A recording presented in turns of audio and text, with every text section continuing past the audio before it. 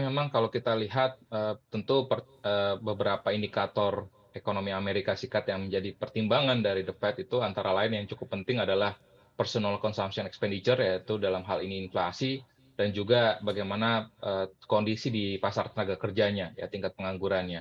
Jadi kalau kita lihat kemarin, di rilis data inflasi, headline dan juga core inflation di Amerika bulan Mei yang dirilis hari Jumat yang lalu, ini menunjukkan bahwa inflasi Amerika Serikat masih relatif tetap tinggi ya, masih tetap di, 40 tahun tertinggi ya inflasi Amerika Serikat. Sehingga tentunya ini menjadi salah satu pertimbangan dan akhirnya telah memicu ekspektasi dari pelaku pasar ya dalam 2 hari terakhir ini, di mana, muncul ekspektasi bahwa The Fed berpotensi untuk bisa menaikkan di atas 50 basis point di FOMC bulan ini.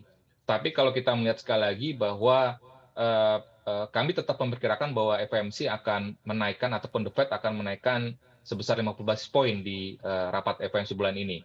Karena kalau kita lihat dari sisi tadi ya, bahwa, meskipun memang tren inflasi masih tetap tinggi, tapi kami masih melihat bahwa inflasi ini lebih, sangat di-drive oleh, sisi supply ya. Nah, jadi kalau kita, melihat secara detail ya, komponen pendorong inflasi Amerika dalam beberapa bulan terakhir ini, itu sangat dipicu oleh, BBM ataupun, tadi ya, kenaikan harga minyak mentah global. Dan ini menariknya juga bahwa stance dari BI pun juga sebenarnya kalau kita lihat sudah mulai menormalisasi, likuiditas ya dengan kenaikan GWM secara gradual. Bahkan di RDG terakhir, kenaikan GWM-nya lebih tinggi dibandingkan dengan, keputusan, Bank Indonesia sebelumnya gitu ya. Jadi ini pun juga sebenarnya, salah satu indikasi bahwa, Bank Indonesia juga, merespon dengan menormalisasi kondisi likuiditas. Nah, selanjutnya pertanyaannya kan apakah, Bank Indonesia juga, eee eee, akan menormalisasi juga suku bunga acuannya, BI 7 days reverse repo rate gitu ya. Dan karena pertimbangan yang utama dari Bank Indonesia sampai sejauh ini masih mempertahankan suku bunga acuannya adalah, inflasi fundamental ya. Jadi kalau kita lihat memang,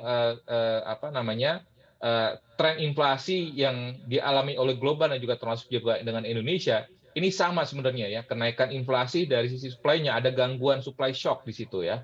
Jadi artinya, mempertimbangkan tadi inflasi fundamentalnya ini belum meningkat signifikan, artinya, melihat potensi dari output gap Indonesia, tahun ini pun juga masih akan, negatif ya. Artinya kita melihat bahwa, Bank Indonesia pun juga, sampai dengan RDG kemarin bulan Mei, masih mempertahankan suku bunga acuannya. Dan menurut pandangan kami ya, sampai sejauh ini sekalipun ya, karena pertimbangan utama dari Bank Indonesia adalah kalau kita memperhatikan ya, dari beberapa RDG terakhir itu ya adalah inflasi fundamental tersebut ya, sehingga kami melihat bahwa Bank Indonesia akan mulai mempertimbangkan ya, menormalisasi suku bunga acuannya itu pada semester kedua tahun ini ya, dengan tadi, pertimbangannya adalah inflasi fundamental sekaligus juga diharapkan ini, normalisasi dari suku bunga tersebut diharapkan akan bisa menjaga stabilitas nilai tukar rupiah sampai dengan akhir tahun ini.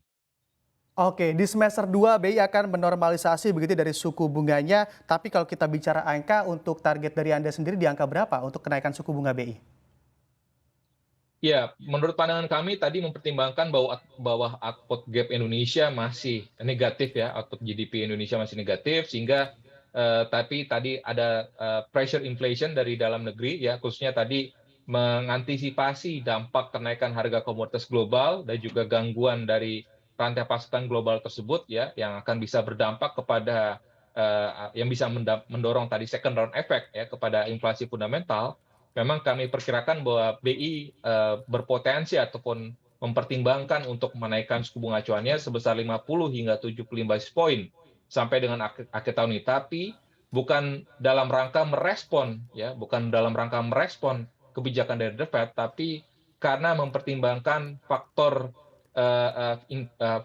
inflation fundamentalnya gitu ya. Jadi ini pun juga kita lihat bahwa bank sentral global pun seperti China ya di contoh lainnya ya di tengah tadi kenaikan dari bank sentral Amerika, Inggris, Eropa, tapi justru malah bank sentral Tiongkok ini justru malah stance-nya malah justru hawkish ya, dovish ya gitu ya. Jadi artinya tentu pertimbangan-pertimbangan yang internal itu akan menjadi pertimbangan utama dari bank sentral dalam hal ini Bank Indonesia dalam menentukan arah kebijakan suku bunganya ke depannya.